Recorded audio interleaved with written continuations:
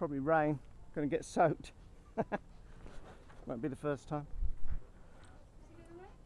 No, it's looking a bit overcast.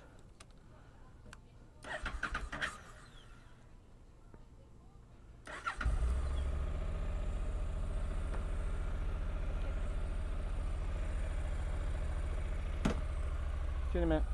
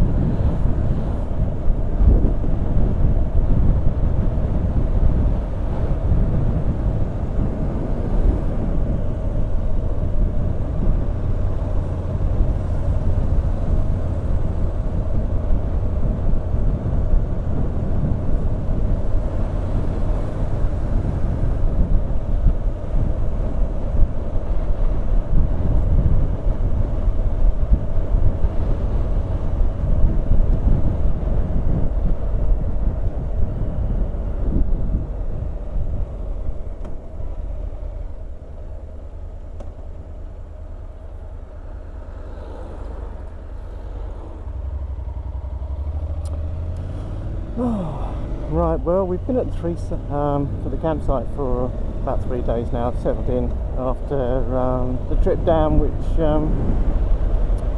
was tiring for me. I broke it up into 2 days, which really split it into 300 miles, but I found, to be honest, I found the bike quite uncomfortable, especially in the afternoons, having travelled.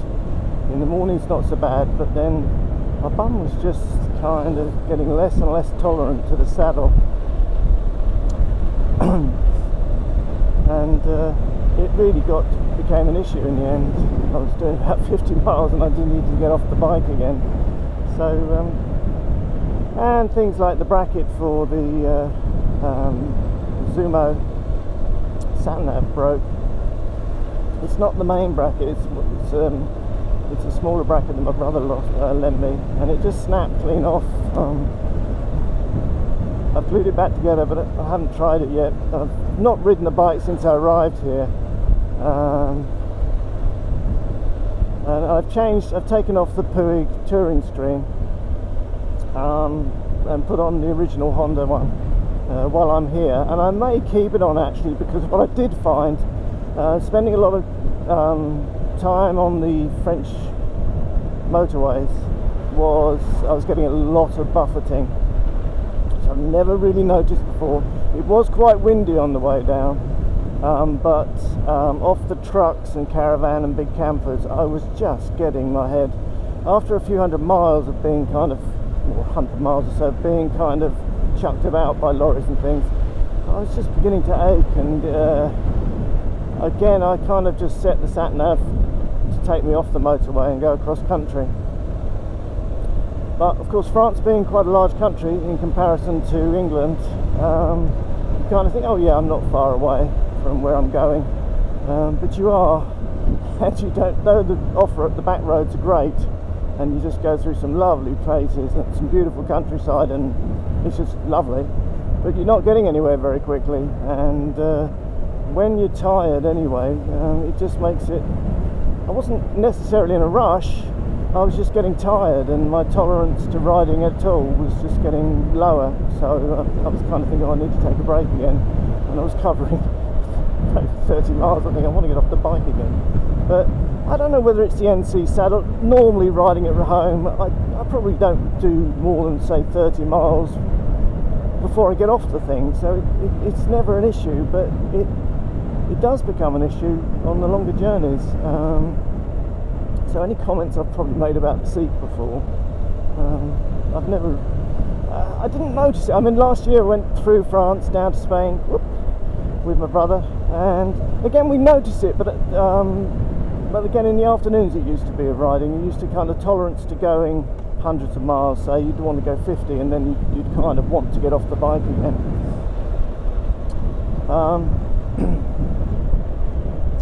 But this time round on my own, I don't know whether it makes a difference or whether I'm just, my joints and everything are just getting older and worse, but I found it harder going. Perhaps when you're riding with two, you kind of, and my brother was leading, because you've got the sat nav, perhaps that takes strain off you, and you know, and you're talking to each other on the centres. I guess it's encouraging. It keeps your mind occupied on perhaps other things.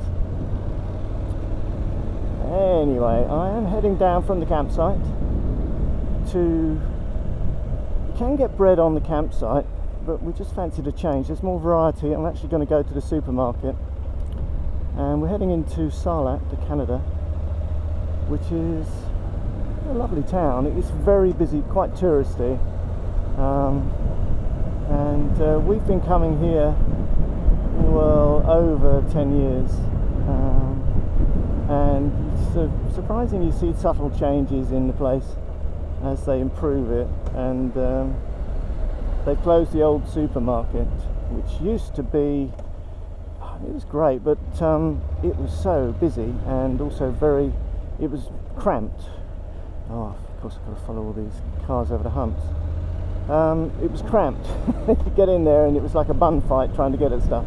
So they've made a lovely new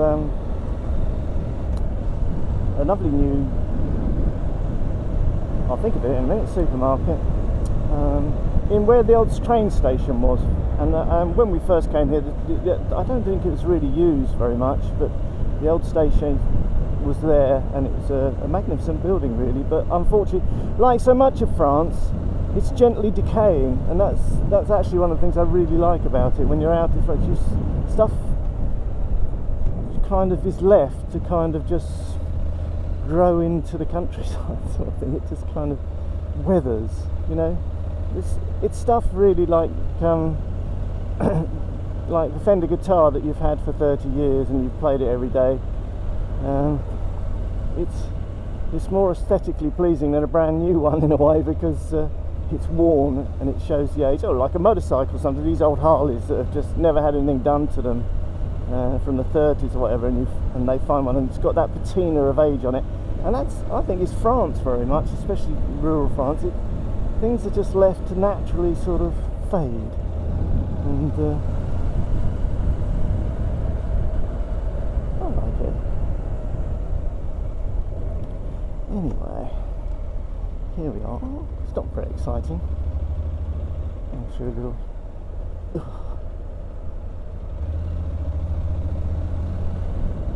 The Honda did very well anyway coming down here. It returned I wasn't pushing it at all, because I just found going fast as well on the motorway to be tiring for me, and so a lot of the time I was down around 60 miles an hour. But I mean, she still returned 86 to the miles to the gallon. That's Imperial UK, which you know, is pretty good. But everybody knows, I mean, we all know that BNC is economical. It's hard to make it uneconomical, I think, even if you thrash it. I mean, last year when I was with my brother and we were going faster on the motorways, it was still returning just under 80 or 80 miles to the gallon. So, you know, it's an economical bike. There's nothing else to be said. Not the most exciting bike in the world, but it handles well, brakes well, and it's deceptively, it's fast. I mean, it's not fast in the sense of, you know, sports bike fast, but it is quick. It will eat up the miles, and it'll do it effortlessly. Oh, that's a nice old car. I don't know what that is. Right, concentrate. You're at a roundabout and you're in France. So stuff comes from the left, not the right. Oh, that's nice. I haven't a clue what it is. Right, well, we're very close to the Supermarche. Oh, is he coming all the way? Oh, go, go, go. I am indicating, and I'm still in the up. Don't you go. I know what you French drivers are like. Right, well, it's quite busy. This hasn't changed much, and we're heading down. Oh, that was the old Leclerc there, which is that white building over there. And now we're heading down to a new one. I should have said that, because it would have been, I know you're really excited to see the new Clerc Supermarche. It was here last year when we were, but we didn't. I was just touring through. We actually came through Sarlat, and well, we stayed overnight in Sarlat and Ives, and it was here then, but we didn't have any need to go there. And here it is, the new one. Woohoo! It's so big compared to the old one. There's plenty of parking places. Dear. I'll just whack in one anywhere, I think. Clear as we can get. Right.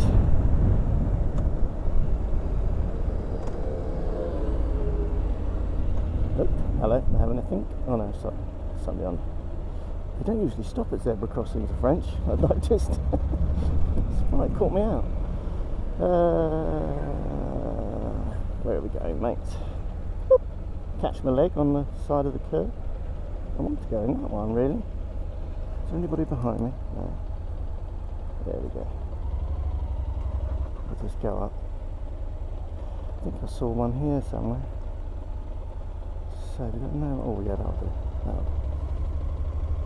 Just ponker in here. I think there is places for motorcycles probably, but I'm going to take up a whole space. I don't care. Can't see what I'm doing.